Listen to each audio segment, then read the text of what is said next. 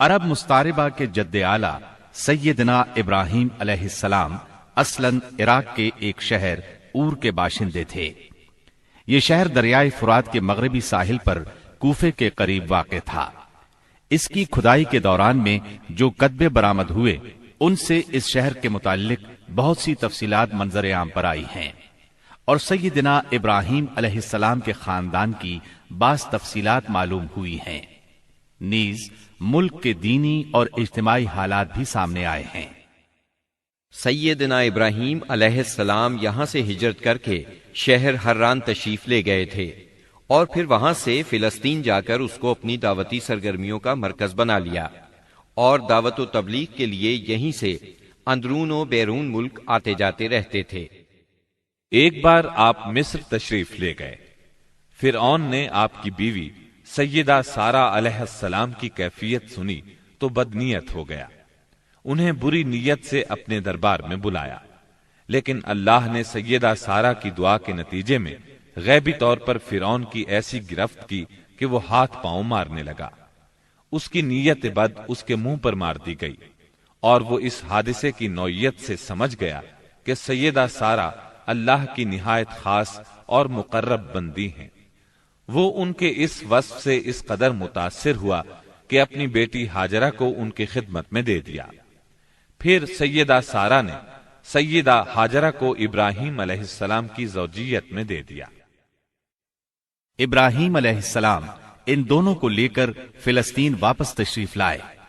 پھر اللہ نے سیدہ ہاجرہ کے بطن سے ابراہیم علیہ السلام کو ایک فرزند ارجمند اسماعیل علیہ السلام عطا فرمایا۔ سیدہ سارہ بے اولاد تھیں، اس لیے انہیں بہت غیرت آئی، اور انہوں نے سیدنا ابراہیم علیہ السلام کو مجبور کیا کہ سیدہ ہاجرہ کو ان کے نوزائیدہ بچے سمیت جلا وطن کر دیں۔ حالات نے ایسا رخ اختیار کیا کہ انہیں سیدہ سارہ کی بات ماننا پڑی، اور وہ سیدہ ہاجرہ اور اسماعیل علیہ السلام کو لے کر حجاز تشریف لے گئے۔ وہاں انہیں ایک بے آب و گیاہ وادی میں اتار دیا۔ اسی جگہ آج بیت اللہ ہے، اس وقت نہیں تھا، صرف ٹیلوں کی طرح ابھری ہوئی زمین تھی۔ سیلاب آتا تو دائیں بائیں سے کترا کر نکل جاتا تھا۔ وہیں مسجد حرام کے بالائی حصے میں زمزم کے پاس ایک بہت بڑا درخت تھا۔ آپ نے ان دونوں کو اسی درخت کے پاس چھوڑا تھا۔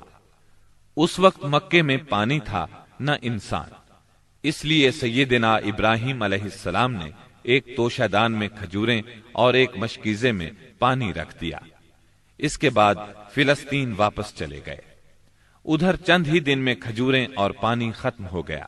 سخت مشکل پیش آئی، مگر اس مشکل وقت میں اللہ کے فضل سے زمزم کا چشمہ پھوٹ پڑا اور ان کے لیے خوراک کا سامان بن گیا۔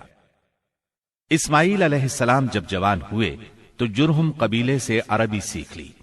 یہ قبیلہ وہاں پانی دیکھ کر آباد ہو گیا تھا۔ اس قبیلے کے لوگ انہیں پسند کرنے لگے تو ان لوگوں نے اپنے خاندان کی ایک خاتون سے ان کی شادی کر دی۔ اسی دوران میں سیدہ ہاجرہ کا انتقال ہو گیا۔ ادھر سیدنا ابراہیم علیہ السلام کو خیال آیا کہ اپنا ترکہ دیکھنا چاہیے، چنانچہ وہ مکہ معظمہ تشریف لے گئے، لیکن سیدنا اسماعیل علیہ السلام سے ملاقات نہ ہوئی۔ بہو سے حالات دریافت کیے، اس نے تنگ دستی کی شکایت کی۔ آپ نے وصیت کی کہ اسماعیل آئیں تو کہنا اپنے دروازے کی چوکھٹ بدل دیں۔ سیدنا اسماعیل علیہ السلام اس وصیت کا مطلب سمجھ گئے۔ انہوں نے بیوی کو طلاق دے دی اور ایک دوسری عورت سے شادی کر لی جو جرہم کے سردار مزاز بن عمرو کی صاحبزادی تھی۔